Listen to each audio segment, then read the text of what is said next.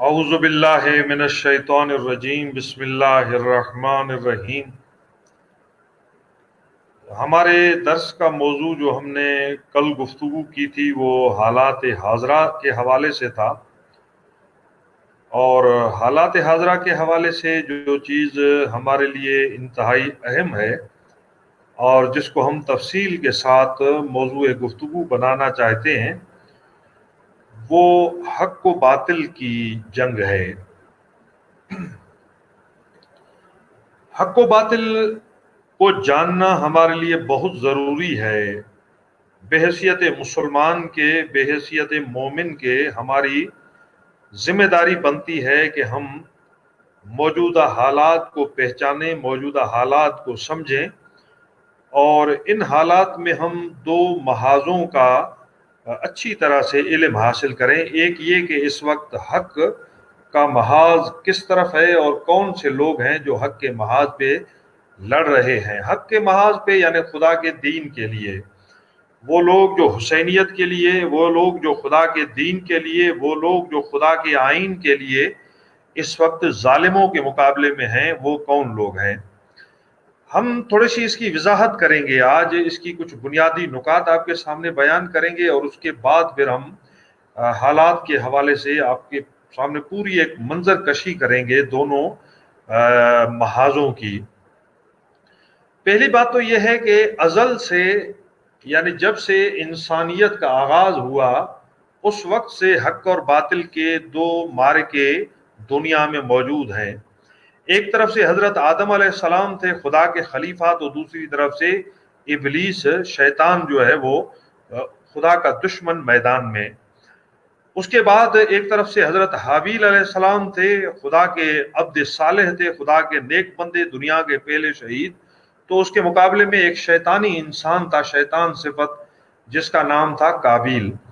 تو یہ دو محاذ ہر دور میں رہے ہیں۔ اگر حضرت نوح علیہ السلام خدا کے عبد صالح تھے، خدا کے دین کے لیے قربانی دینے والے تھے، تو ان کے مقابلے میں ایک شیطان صفت گروہ تھا جنہوں نے حضرت نوح علیہ السلام کو پتھر مارے، حضرت نوح علیہ السلام کو جادوگر کہا، حضرت نوح علیہ السلام پر طنز کیے، حضرت نوح علیہ السلام کو اذیتیں دیں، تکلیفیں دیں، اور بے انتہا تکلیفیں دیں نوح نبی کو۔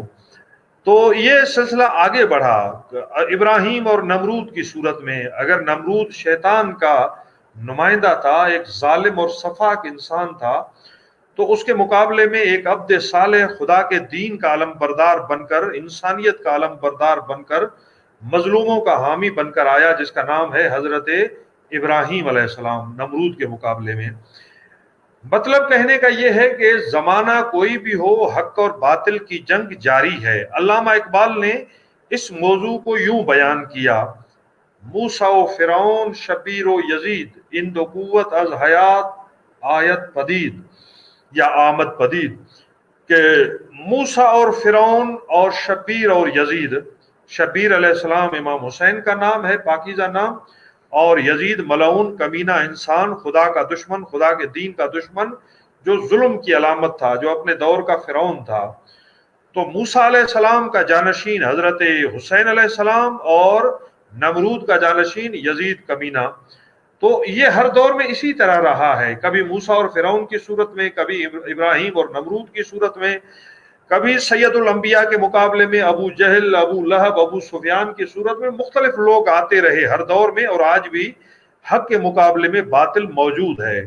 آج کے دور میں کون ہے جو انبیاء کا وارث ہے، جو انبیاء کے نقش قدم پہ چل رہا ہے، جو مظلوموں کا حامی ہے، جو خدا کے دین کا علم بردار ہے؟ وہ کون ہے؟ اور اس وقت کون ہے جو باطل کا طرفدار ہے، جو باطل کا ساتھی ہے؟ یہ جاننا ہر انسان کے لیے ضروری ہے، اور ہر مومن اور مسلمان کے لیے واجب ہے، ضروری ہے۔ پہلے ہم حق کو پہچانیں، پھر حق والوں کا ساتھ دیں۔ پہلے ہم باطل کو پہچانیں، پھر باطل کی مخالفت کریں، یہ ضروری ہے۔ اگر ہم پہچانیں گے نہیں تو کیسے ہم حق کا ساتھ دیں گے؟ اگر ہم لا علم، ہمیں پتہ ہی نہ ہو کہ اس وقت حق و باطل کی کوئی جنگ جاری ہے، تو پھر ہم لا تعلق ہوں گے، اور جو لا تعلق ہیں وہ بیکار قسم کے لوگ ہیں۔ ہمارے سندھی میں ایک مثال دی جاتی ہے ہمارے علاقے میں، کہ جوار کا آٹا نہ شادی کا نہ غمی کا۔ کچھ لوگ جوار کے آٹے کی طرح ہوتے ہیں، اس کے لیے ایک اور مثال بھی دی جاتی ہے کہ نہ وہ دوست کے لیے آسرا ہوتے ہیں اور نہ دشمن کے لیے خوف کی علامت ہوتے ہیں، نہ سجن کے آسرو نہ دشمن کے بھاؤ۔ اس قسم کا جو انسان ہے وہ کسی کام کا بھی نہیں ہے۔ یہ جوار کا آٹا جو شادی میں آپ خوشی میں بھی اس کو نہیں کھلا سکتے، اور کبھی غم کا ماحول ہو تو پھر بھی آپ اس کو روٹی کے طور پہ لوگوں کو نہیں کھلا سکتے، تو ایک شادی غمی میں جو کام نہ دے وہ انسان کس کام کا؟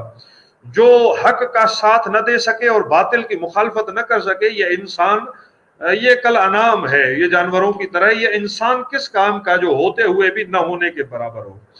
انسان کو چاہیے کہ وہ اپنا کردار ادا کرے حق کا ساتھ دینے میں اور باطل کو محو کرنے میں، باطل کو مٹانے میں۔ ہم جب کہتے ہیں کہ حضرت امام زمانہ حجت خدا امام مہدی علیہ الصلوۃ والسلام کے ہم سپاہی ہیں، ہم امام عالی مقام کے جو ہے وہ پیروکار ہیں، تو ایسی صورت میں ہمیں بڑی محنت کے ساتھ اور بڑی جدوجہد کے ساتھ حق کے غلبے کے لیے جدوجہد کرنی ہوگی۔ ہمیں حق کے پیغام کو آگے بڑھانا ہوگا، ہمیں باطل کو مٹانے کے لیے اپنا کردار ادا کرنا ہوگا۔ امام عالی مقام حجت خدا امام زمانہ علیہ السلام کے ظہور میں جو رکاوٹیں ہیں، جو راستے کے پتھر ہیں، ان کو ہٹانا ہوگا۔ راستے میں جو کانٹے پڑے ہوئے ہیں، ہمیں ان کانٹوں کو دور کرنا ہوگا، یہ ہماری ذمہ داری بنتی ہے۔ ایک روایت امام جعفر صادق علیہ السلام سے ہے اور جس کو ہم نے بہت سنا ہے، میں آج اس کی کچھ تشریح کروں گا۔ امام عالی مقام سے یہ روایت بیان کی جاتی ہے کہ کل یوم عاشورا و کل ارض کربلا۔ امام نے فرمایا، امام عالی مقام نے، صادق آل محمد نے، کہ ہر دن عاشور کا دن ہے اور ہر دھرتی کربلا کی دھرتی ہے، ہر دھرتی کربلا کی زمین ہے، اور ہر روز عاشور کا دن ہے۔ کیا مطلب ہے اس کا؟ مطلب اس کا یہ ہے کہ دنیا کی زمین کوئی بھی ہو، حق اور باطل کی جنگ جاری ہے۔ ایک طرف سے حسینیت کا لشکر ہے، دوسری طرف سے یزیدیت کا۔ عاشور کے دن کیا تھا؟ کربلا میں کیا ہوا تھا عاشور کے دن؟ عاشور کے دن ایک طرف خدا کا نمائندہ تھا جس کا نام حسین ابن علی تھا، امام حسین علی مقام سید الشہداء، اپنے ایک قلیل لشکر کے ساتھ خدا کے دین کی سربلندی کے لیے میدان عمل میں موجود تھا، جبکہ اس کے مقابلے میں ایک خدا کا دشمن موجود تھا جس کا نام یزید تھا، اور اس کا نمائندہ عبید اللہ ابن زیاد، اور اس کا سپہ سالار عمر سعد لعنت اللہ علیہم اجمعین۔ یہ سارے کے سارے کمینے، ظالم، سفاک انسان وہاں موجود تھے۔ تو وہاں پہ جنگ ہوئی، حق والے خدا کے لیے لڑتے رہے، خدا کے دین کے لیے لڑتے رہے۔ یہ تاریخ میں پہلے دفعہ نہیں ہوا، ایسا نہیں تھا کہ کربلا کے واقعے سے پہلے کوئی کربلا نہیں تھی۔ کربلا کے واقعے سے پہلے بھی انبیاء الہی خدا کے لیے لڑتے رہے، خدا کے عاشق لڑتے رہے۔ قرآن کریم نے ان کا واقعہ بیان کیا ہے، کبھی طالوت کا ذکر کیا جو جالوت کے مقابلے میں آیا، کبھی حضرت موسیٰ کا ذکر کیا جو فرعون کے مقابلے میں آیا۔ اس سے پہلے بھی اللہ والے خدا کے دین کے لیے لڑتے رہے اور قربانیاں دیتے رہے۔ قرآن کریم نے اس کو مختلف آیات میں بیان کیا ہے، فرمایا کہ بہت سارے ایسے انبیاء تھے، کم من نبی قاتل معہ ربیون کثیر، بہت سارے ایسے انبیاء تھے جن کے ساتھ رہ کر اللہ والے لڑتے رہے دشمنان خدا سے۔ اللہ والے ہر دور میں رہے جو بے خوف ہو کر اپنی جانوں کا نذرانہ دیتے رہے خدا کے دین کی سربلندی کے لیے۔ تو کربلا اس معرکہ حق و باطل کا ایک عظیم معرکہ تھا، ایک معراج تھی جس کو قرآن کریم نے ذبح عظیم کا نام دیا ہے۔ آج کے دور میں یہ معرکہ حق و باطل جاری ہے، آج بھی ایک طرف سے حق ہے اور دوسری طرف سے باطل ہے۔ آج کے حق و باطل کو اگر ہم جاننا چاہتے ہیں تو ہمیں بڑی تفصیل سے موجودہ حالات کا جائزہ لینا ہوگا۔ آج کے دور میں جو یزید ہے اس دور کا، جس نے یزید کی طرح پوری دنیا کے اندر ظلم اور بربریت کا بازار گرم کیا ہے، یا آپ اس کو اس دور کا فرعون کہہ سکتے ہیں، اس دور کا نمرود کہہ سکتے ہیں، اس کا نام امریکہ ہے، جسے اس دور کے خدا کے عظیم ولی حضرت امام خمینی رحمت اللہ علیہ فرمایا کرتے تھے، شیطان بزرگ، بڑا شیطان، شیطان اکبر، عربی میں آپ کہیں گے شیطان اکبر، اور فارسی میں شیطان بزرگ، اردو میں آپ کہیں گے بڑا شیطان۔ शैतान तो बहुत हैं, लेकिन इन शैतानों में बड़ा शैतान कौन है? अमेरिका। अमेरिका क्यों शैतान है? इसलिए कि शैतान की सब खासियतें उसमें मौजूद हैं। वो धोखा देता है जिस तरह शैतान धोखा देता है, वो बेगुनाहों का खून बहाता है जिस तरह शैतान का काम है खून बहाना, वो फितना अंगेज है, जैसे कुरान ने कहा अल फितना तो अशद्दो मिनल कत्ल, फितना कत्ल से ज्यादा बड़ा जुर्म है, वो फितना अंगेज है। पूरी दुनिया में फितने बपा करने में अमेरिका का कोई सानी नहीं है। लिहाजा शैतान की जितनी भी शैतानी सिफतें हैं वो सब की सब अमेरिका में मौजूद हैं। इसलिए इमाम खुमैनी रहमतुल्लाह अलैह ने उसे बड़ा शैतान या शैतान बुजुर्ग का लक़ब दिया। दूसरा शैतान जो अमेरिका का साथी है और उसके साथ मिलकर शैतानत करता है वो इसराइल है। इसराइल क्यों शैतान है, उसको क्यों हम शैतान कहते हैं, उसको क्यों हम बुराई का मरकज और महवर कहते हैं? इमाम खुमैनी उसको मिसाल देते थे इसराइल के लिए गद्दे सरतानी, फरमाते थे कि ये कैंसर का फोड़ा है, इसराइल कैंसर का फोड़ा है, ये इमाम खुमैनी ने फरमाया। क्यों कहा इसराइल कैंसर का फोड़ा है? इसलिए कि कैंसर के फोड़े की खासियत यह है कि खुदा न खास्ता अगर किसी की उंगली में हो जाए, यहां पे कैंसर का फोड़ा हो जाए, तो क्या करते हैं डॉक्टर? काट देते हैं इसको। ये लाइलाज मर्ज है इसलिए उसको काट देते हैं। अगर इसको इधर से न काटा गया तो ये बढ़कर इधर तक आ जाएगा, अगर इधर से न काटा तो इधर तक आ जाएगा, पूरी उंगली काटनी पड़ेगी। अगर उंगली को आपने नहीं काटा तो पूरे हाथ को कैंसर पकड़ जाएगा और फिर हाथ काटना पड़ेगा। अगर हथेली को आपने नहीं काटा तो पूरा बाजू आपने काटना पड़ेगा, ठीक है ना? इसी तरह है ना, अगर बाजू आपने नहीं काटा तो फिर पूरे जिस्म को मौत के मुंह में जाना पड़ेगा। एक ही हल है कैंसर के फोड़े, इसका कोई इलाज नहीं है। इलाज इसका यह है कि इसका खात्मा होना चाहिए। लिहाजा इसराइल जो है वो शैतानत का मरकज है और उसकी तशबीह कैंसर के फोड़े से दी। इस दौर के अजीम इनकलाबी रहनुमा और अजीम जो है वो अल्लाह के वली थे, मुफस्सिर कुरान थे और बहुत बड़ी अजमतों के मालिक थे। अब हम इसकी थोड़ी सी तफसील मजीद बताएंगे कि क्यों इसराइल को कैंसर का फोड़ा कहा गया। इसलिए कि इसराइल अमेरिका से ज्यादा शरीर है, शर में दोनों शर हैं, शर का मरकज है, बुराई का मरकज है, लेकिन इसराइल की शरारत कुछ और ही ज्यादा है, अमेरिका से कुछ ज्यादा है। क्यों ज्यादा है? इसलिए कि अमेरिका जो है वो शरारत का मरकज तो है, लेकिन इसराइल दूसरों की धरती पे काबिज हैं। मिसाल, आप कहां के रहने वाले हैं? बलूचिस्तान के, जलमक्सी के।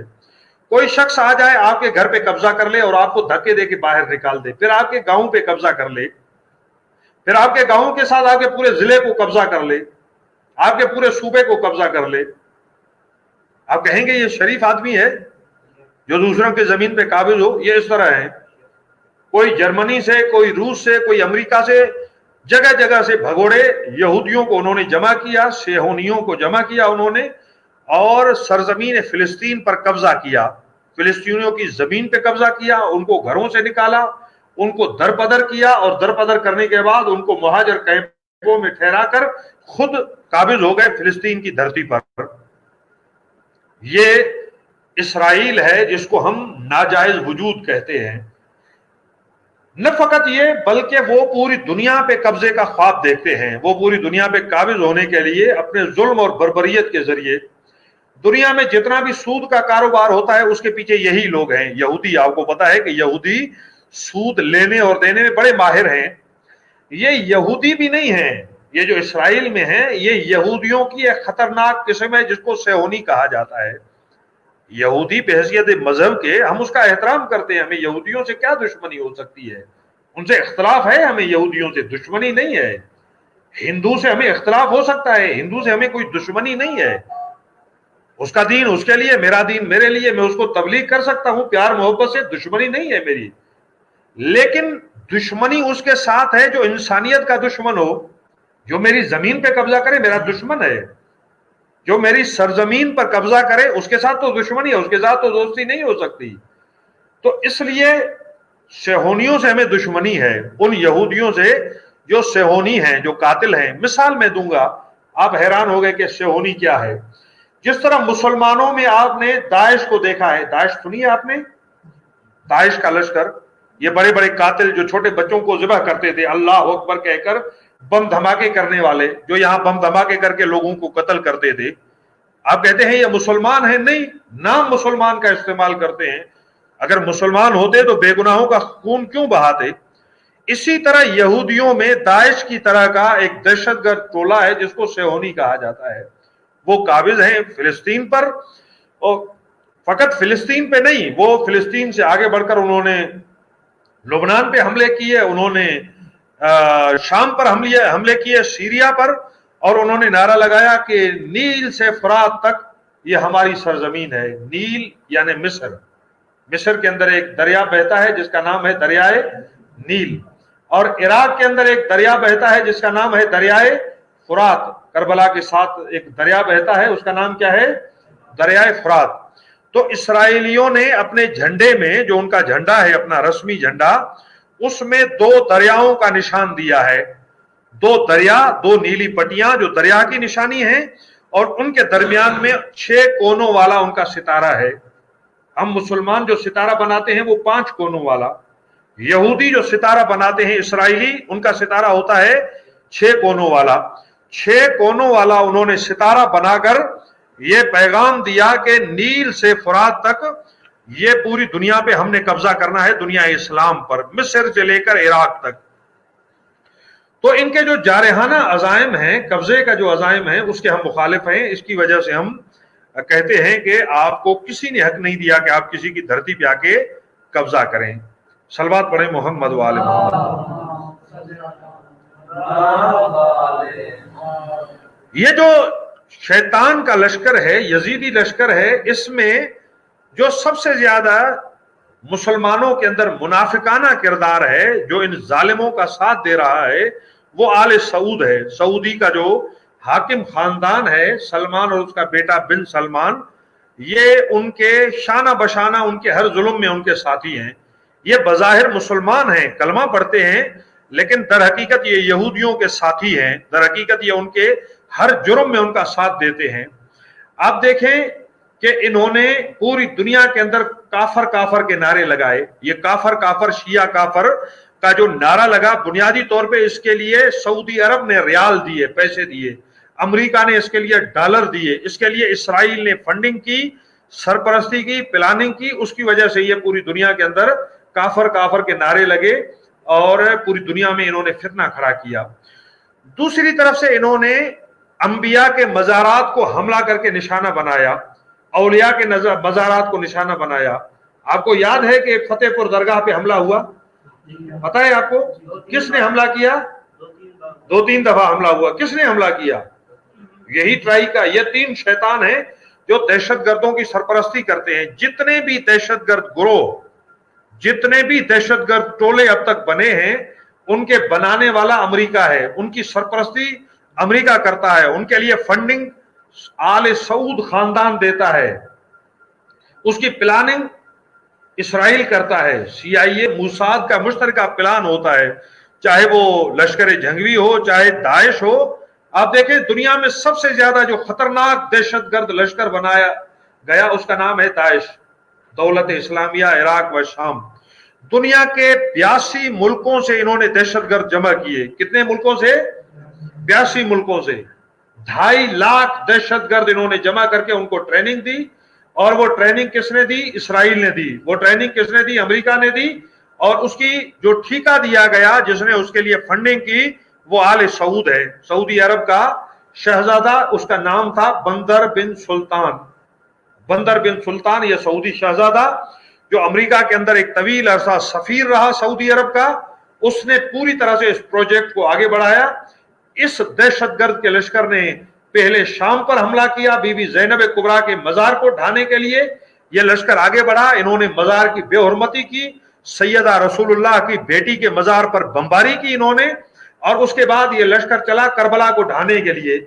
2.5 लाख का लश्कर इराक को फतह करते हुए, इराक के मुख्तलिफ इलाकों को फतह करते हुए करबला और नजफ को गिराने के लिए आगे बढ़ा। आप अंदाजा लगाएं ये कितने सफाक और जालिम हैं। इन्होंने खुदा के अजीम पैगंबर हजरत यूनुस अलैहिस्सलाम के मजार को اور اس کی مسجد کو بم دھماکے سے اڑا دیا.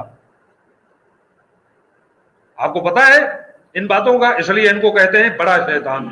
کیوں کہا امام خمینی نے شیطان؟ اس لیے کہ ان کے سارے کام شیطان والے ہیں. بڑے شیطان کی طرح وہ پوری دنیا میں فتنے اور فساد کا مرکز ہے. اب میں تھوڑا سا اس کی مزید آپ کے سامنے ڈیٹیل رکھوں گا کہ پوری دنیا میں یہ جو شیطنت امریکہ کرتا ہے اس کو کچھ ملکوں کی حمایت حاصل ہے جس کو یورپی ممالک کہتے ہیں، خاص طور پر برطانیہ. برطانیہ بوڑھا شیطان ہے، بوڑھا شیطان.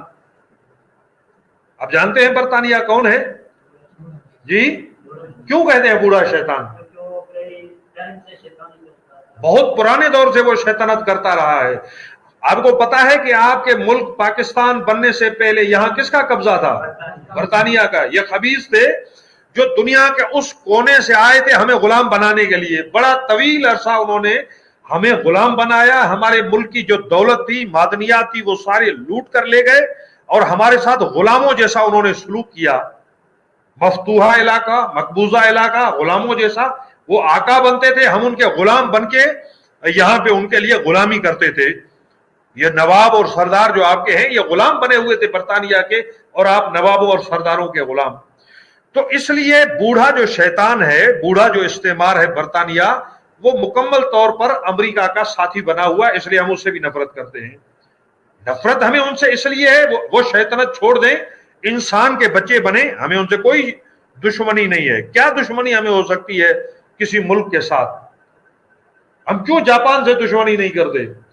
ہم کیوں دنیا کے اور بہت سارے ممالک سے دشمنی نہیں کرتے؟ جو انسان کی طرح رہنا چاہے، شرافت کے ساتھ رہے، ہمیں ان سے کوئی دشمنی نہیں ہے. لیکن جو انسانوں کا قتل عام کرے. آپ کو فرعون سے نفرت ہے یا نہیں ہے؟ جی کیوں نفرت ہے فرعون سے؟ آپ کی بکری چورائی تھی فرعون نے؟ آپ کو کوئی نقصان دیا تھا فرعون نے؟ ظالم تھا، انسانوں کا قاتل تھا.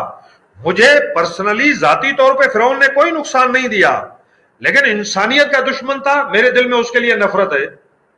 آپ کو حضرت ابراہیم علیہ السلام سے محبت ہے یا نہیں ہے؟ کیوں محبت ہے؟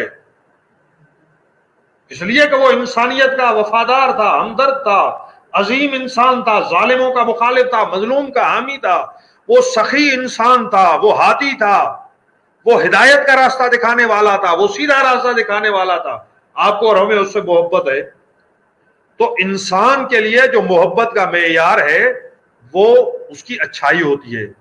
آپ کو پھول سے محبت ہے، گندگی سے نفرت ہے اس طرح یا نہیں ہے؟ پھول دیکھتے ہیں آپ کو اچھا لگتا ہے اس لیے کہ پھول حسین ہے، اس لیے کہ پھول میں خوشبو ہے. آپ کو بدبو سے نفرت ہے اس لیے کہ بدبو کے اندر برائی ہے. اسی طرح ہے، ہمیں برائی سے نفرت ہے، اچھائی سے محبت ہے. جس طرح دنیا کے ان ظالموں سے ہمیں نفرت ہے، اسی طرح دنیا کے وہ حق پرست انسان جو حق کا علم لے کر نکلے ہیں، ہمیں ان سے محبت ہے. ہمیں بے انتہا محبت ہے افریقہ کے اس مظلوم عالم دین کے ساتھ جس کا نام ہے علامہ ابراہیم زکزاکی. ہم نے اس کو زندگی میں کبھی دیکھا نہیں ہے. ابراہیم زکزاکی وہ عظیم انسان ہے کہ تاریخ انسانی اس کی عظمت پر حیران ہے. وہ اب بھی موجود ہے، جیل میں ہے اس وقت. دنیا حیران ہے اس عظیم انسان کے اوپر. یہ حسینی ہے اس دور کا، یہ اس دور کا کربلائی ہے جو ظالموں کے مقابلے میں تنے تنہا ڈٹا ہوا ہے میدان میں. اس کے ٹوٹل 7 بیٹے تھے. کتنے بیٹے؟ 7 بیٹے. 7 بیٹوں میں سے اس نے اپنے 6 جوان بیٹے خدا کی راہ میں قربان کر دیے. معمولی بات ہے یہ؟ آپ سمجھتے ہیں معمولی بات ہے 6 بیٹے قربان کرنا خدا کے دین کے لیے، خدا کی راہ میں؟ 3 بیٹے بیت المقدس کی آزادی کے لیے اس کے شہید ہو گئے. 3 بیٹے قبلہ اول بیت المقدس کی آزادی کے لیے، اور باقی 3 بیٹے ظلم سے لڑتے ہوئے شہید ہو گئے. 6 بیٹے بے جرم و خطا، کوئی جرم نہیں تھا ان کا. جرم یہ تھا کہ وہ مظلوم کے حامی تھے. وہ 15 سال سے جیل میں ہے، اس کا کوئی جرم نہیں ہے.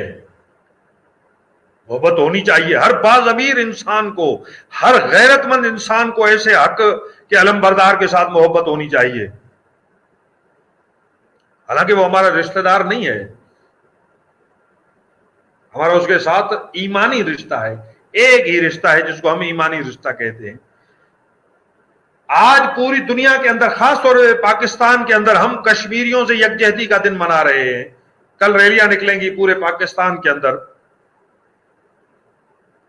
آپ کو کشمیریوں سے ہمدردی ہے یا نہیں ہے؟ کیوں ہمدردی ہے؟ اس لیے کہ وہ مظلوم ہیں, اس لیے کہ وہ بے گناہ ہیں, انہیں بے گناہ مارا جا رہا ہے, اس لیے کہ وہ مسلمان ہیں, ان کا خون ناحق بہایا جا رہا ہے.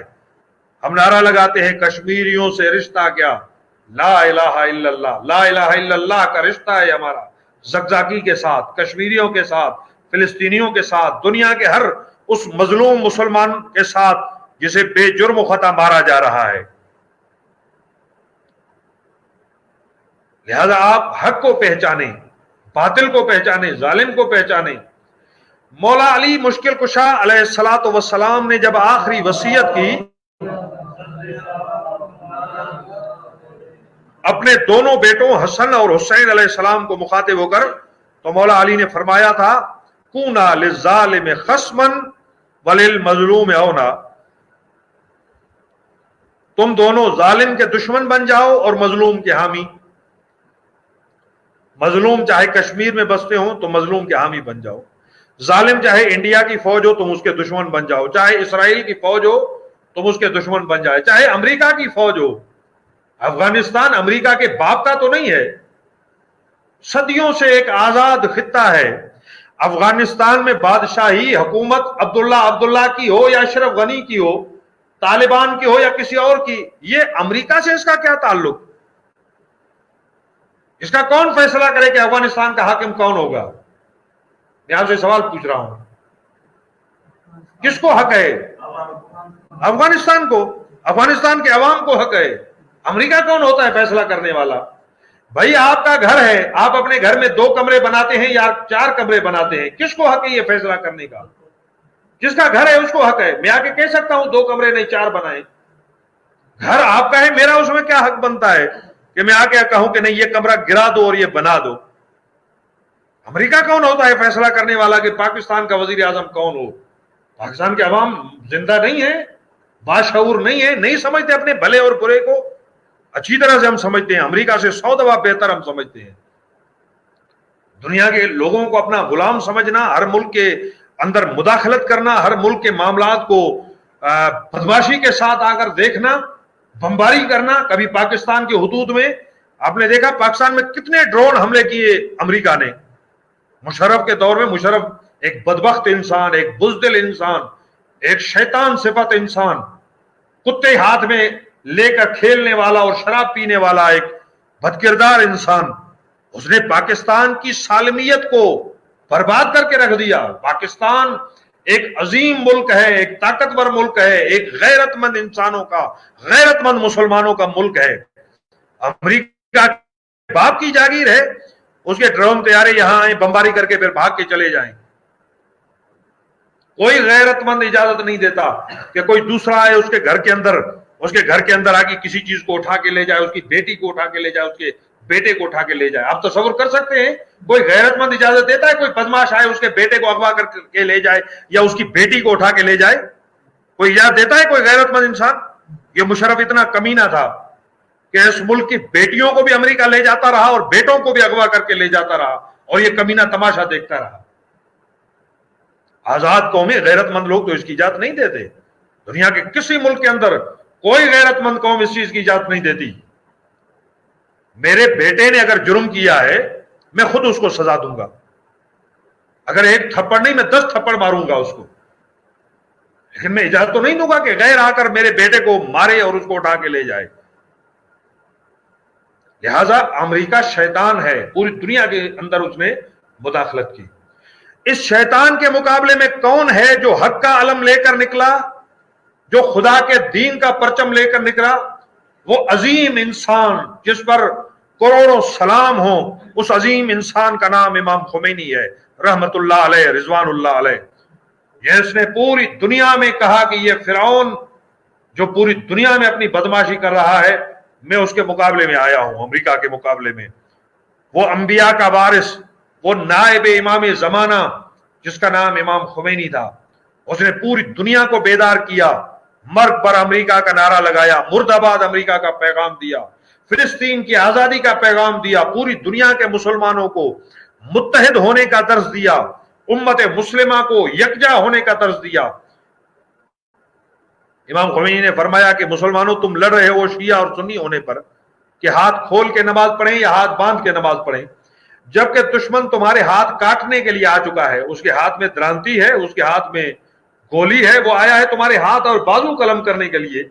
जब बाजू ना होंगे तो हाथ बांधने और खोलने का क्या जवाब होगा? हाथ ही नहीं होंगे जब, पहले उस हाथ काटने वाले से तो मुकाबला करो। आपस में हम भाई हैं, एक हाथ खोल के नमाज पढ़े, दूसरा बांध के पढ़े, क्या फर्क पड़ता है? मेरा चचा सुनिए हाथ बांध के नमाज पढ़ता है, मैं उसके बराबर में खड़ा होकर हाथ खोल के नमाज पढ़ता हूं। न वो मुझसे नफरत करता है न मैं उससे। क्यों नफरत करें हम एक दूसरे से? हम तो हिंदू से भी नफरत नहीं करते, खुदा का बंदा है, क्यों नफरत करें? हाँ, हिंदू वो जो जुल्म करेगा हम उससे नफरत करेंगे। अगर कोई हिंदू आके कश्मीर में मेरी बहनों को उठाएगा, मेरी बेटियों को उठाएगा, मेरी माओ को आगे पर्दादरी करेगा, इस्मत दरी करेगा, मैं उसके खिलाफ नारा भी लगाऊंगा, उसके खिलाफ लड़ूंगा भी, उसको गालियां भी दूंगा, उसके जुल्म के खिलाफ भी आवाज उठाऊंगा। लेकिन वो हिंदू जो शरीफ हो, मुझे उसे क्या दुश्मनी? एक ईसाई है, एक यहूदी है, मुझे उससे कोई दुश्मनी नहीं, ना ईसाई से दुश्मनी है ना यहूदी से। लेकिन अगर कोई ईसाई या यहूदी आकर मेरे घर पे हमला करे, मेरी धरती पे हमला करे, मेरे भाई को कत्ल करे, मैं उसको फूलों का हार तो नहीं पहनाऊंगा ना, मैं तो बदला लूंगा उसे। मैं तो कहूंगा कि इस कत्ल का किसास चाहिए मुझे। तो हक व बातिल की जो जंग है वो इस वक्त दो महाज बने हुए हैं। वो जो हक का परचम लेकर वो शख्सियत जो मैदान में आई, उसका नाम इमाम खुमैनी रहमतुल्लाह अलैह है, और उसका पैगाम पूरी दुनिया के अंदर फैल गया। खुद उसके जमाने में इराक के अंदर एक बहुत अजीम इनकलाबी रहनुमा पैदा हुए जिसका नाम है आयतुल्लाह सैयद मोहम्मद बाकर सदर। आप इनको इराक का कायद आजम कह सकते हैं, बहुत अजीम इंसान आयतुल्लाह शहीद बाकर सदर, जिसको सद्दाम ने बाद में शहीद कर दिया, लेकिन आखिरी वक्त तक वो मर्द मोमिन डटा रहा। उसी दौर में पाकिस्तान में एक अजीम इंसान आया जिसका नाम है अल्लामा शहीद आरिफ हुसैन अल हुसैनी, इस मिल्लत का अजीम कायद, मेरा और आपका अजीम कायद। हम उसको कभी नहीं भुला सकते। 32 साल हो गए उसकी शहादत को, लेकिन आरिफ हुसैनी आज भी जिंदा है, हमारे दिलों में जिंदा है, हमारी फिक्र नजर में जिंदा है, पैगाम जिंदा है। कत्ल होने से इंसान का जिस्म तो मर सकता है, उसका पैगाम नहीं मरता। करबला वालों को दुश्मन ने कत्ल कर दिया, लेकिन करबला वाले आज भी जिंदा है।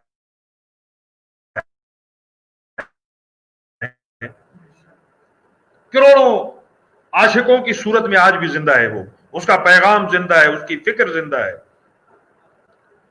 उसी दौर में इराक के अंदर इमाम मूसा सदर आए, माफ कीजिएगा लुबनान में इमाम मूसा सदर, वो इनकलाबी रहनुमा, उसने अपने साथियों के साथ मिलकर जदोजहद की। उसके बाद फिर हिजबुल्लाह बनी, सैयद अब्बास मूसवी, फिर अब्बास मूसवी को इसराइल ने कत्ल कर दिया, शहीद कर दिया लुबनान के अंदर दाखिल होकर। फिर उनकी जगह पे सैयद हसन नसरुल्लाह आए। आप जानते हैं कितने अजीम इंसान है वो। पूरी दुनिया के अंदर यह पैगाम फैलता रहा। हम इसकी पूरी डिटेल आपको बताएंगे।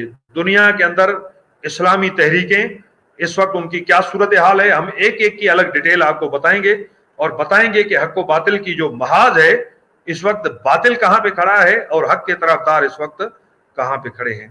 परवरदिगार आलम से दुआ है कि हमें हक का साथ देने की तौफीक अता फरमाए और बातिल को अपने मकासद में नाकामी अता फरमाए। अल्लाहुम्मा सल्ली अला मुहम्मद व आले मुहम्मद व अज्जिल फरज।